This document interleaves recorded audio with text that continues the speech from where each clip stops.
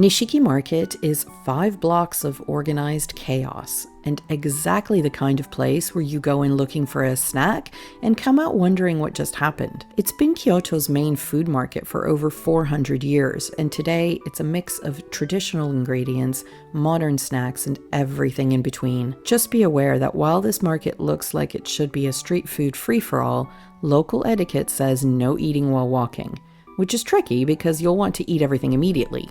So once you've got whatever snack you've panic bought, find a little standing spot, finish it, and then move on. It's loud, hot, and crowded, and that's part of the experience. It's not a place to linger, but it is one of the best places to get a sense of what everyday Kyoto tastes like. There's so many people here. We went to Arashiyama in the morning. Not crack of dawn early, but early enough that it shouldn't have felt like rush hour at a tourist convention. The moment we arrived, it was clear. Serenity had left the building. The bamboo grove was packed, a slow shuffle of elbows, tripods, and people filming, quote, peaceful walking shots while bumping into each other. The scenery is beautiful, no question, but between the rickshaws, snack stalls, and full-on photo ops happening every 2 meters, it felt more like crowd management than sightseeing. We got a few shots, took a breath, and made the call. Time to pivot. I'm just saying, this is so not enjoyable with all these people here. There's just way too many people here. Yeah. Either come first thing in the morning at like 5 a.m.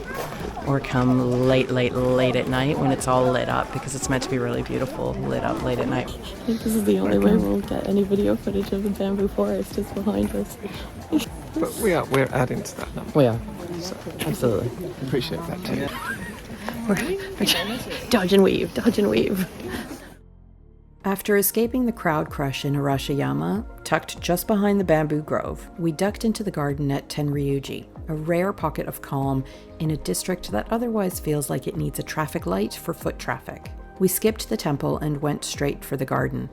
It's one of the oldest surviving Zen gardens in Kyoto, originally designed in the 14th century by the monk Muso Soseki. It's a classic example of shakai, or borrowed scenery. Basically, the garden uses the surrounding mountains as a natural backdrop, so the whole thing feels bigger and more intentional than it actually is. It was quiet, people were still around, but not in your face. And after being shoulder to shoulder in a bamboo stampede, just 10 minutes here and I almost forgot I'd been elbowed by a guy live streaming his matcha donut. Kiyomizudera is one of Kyoto's most iconic temples, which, as you might expect, means it's also one of its busiest. Why are you always making me climb up steps? This time it's 7:30 in the morning. 7:30 in the morning. And it's already really busy.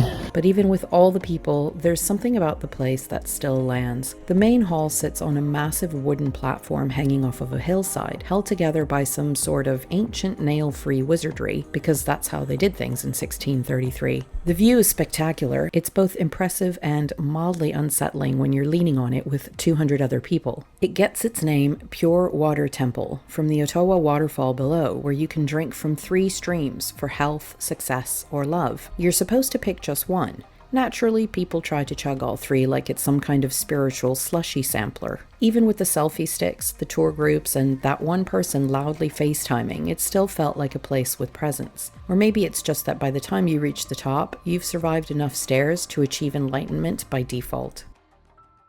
After the full contact sightseeing at Kiyomizudera, Kodai-ji felt like stepping into a completely different version of Kyoto. Quieter, calmer, and with far fewer elbows. The temple was built in 1606 by the widow of Toyotomi Hideyoshi to honor his memory. Remember that guy? If you watched our Osaka video, you know he had a thing for building dramatic castles. So yes, technically, it's a giant grief project, but it's a beautiful one. What really surprised us though was the bamboo grove. It's not huge or famous, there were no lines, it's not trying to be a cinematic backdrop, and there's no one blocking the path to film a slow-mo twirl in a rented kimono. What a difference one bamboo grove makes from another. There's literally like 5 people there and that's it. And it's really pretty. I don't know if you can see any of it behind me, but It is so much better. it's 1,000 times better here. It's quiet, it's peaceful. And there's nobody here. No. They're all on the train to Arashiyama To get those Instagram shots of pouting faces. You can actually hear the bamboo rustle instead of someone shouting into a vlogging mic. And maybe that's exactly why it's better. It felt like the bamboo grove Kyoto meant to have before it got overrun by the internet. Thanks so much for watching, and if you liked this one, give it a like, a subscribe, and check out some of our other travel videos. Castles, chaos, and far fewer navigation mishaps.